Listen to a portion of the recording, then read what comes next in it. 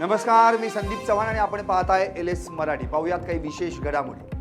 पुण्यातील बालगंधर्व चौकात gas cylinder तुटवड्याच्या विरोधात महिला काँग्रेसचं अनोखं आंदोलन। आंदोलकांकडून गोवऱ्या आणि लाकडाच्या मदतीनं चूल पेटवून मोदी सरकारचा निषेध।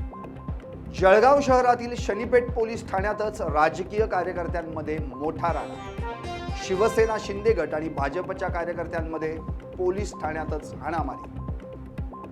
उल्हासनगर महापालिकेच्या निवडणुकीत प्रभाग क्रमांक 3 मधून शिवसेनेच्या संगीता खंडारे विजयी। भाजप उमेदवार आशा बिरांडेंचा पराभव। मात्र या निकालानंतर जात प्रमाणपत्राच्या मुद्द्यावरून वाद निर्माण। गॅस तुटवड्याचा हॉटेल व्यवसायाला मोठा फटका। अनेक हॉटेल्स बंद पडण्याच्या मार्गावर। मात्र धाराशिव मधील हॉटेल भाग्यश्री सुरूच, ग्राहकांना चुलीवरचं जेवण। गॅस तुटवड्यामुळे काही ठिकाणी गॅस सिलेंडरचा साठा केला जात असल्याची माहिती।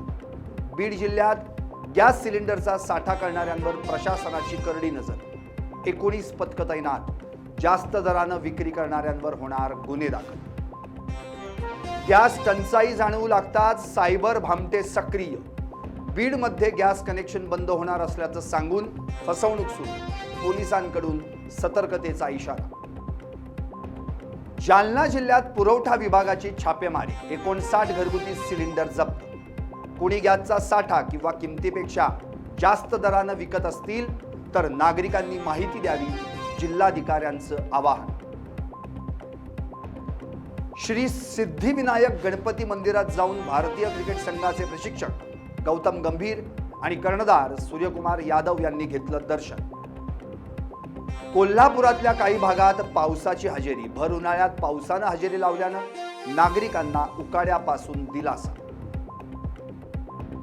पिंपरी चिंचवड शहरासह मावळ तालुक्याची तहान भागवणाऱ्या पवना धरणात केवळ 53% इतकाच पाणीसाठा शिल्लक। उन्हाची तीव्रता वाढत असल्यानं पाण्याच्या पातळीत घट होण्याची शक्यता। वाशिमच्या हिंगणवाडी येथे विद्युत तारांच्या घर्षणामुळे आग लागून 6 एकर गहू खाक।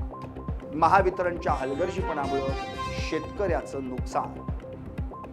छत्रपती संभाजीनगर मधील कोळी बोडखा परिसरात वीज तारेच्या घर्षणामुळे आग लागून गहू पीक खाक, शेतकऱ्याचं नुकसान। पुण्यातील पिनगुट घाटात भरधाव कार 80 फूट खोल दरीत कोसळून अपघात। सुदैवानं जीवितहानी नाही, मात्र 2 जण जखमी। भंडाऱ्याच्या नाकाडोंगरी येथील बुनियादी प्राथमिक शाळेला आग। सुदैवानं शाळेत विद्यार्थी नसल्यानं मोठी दुर्घटना टळली।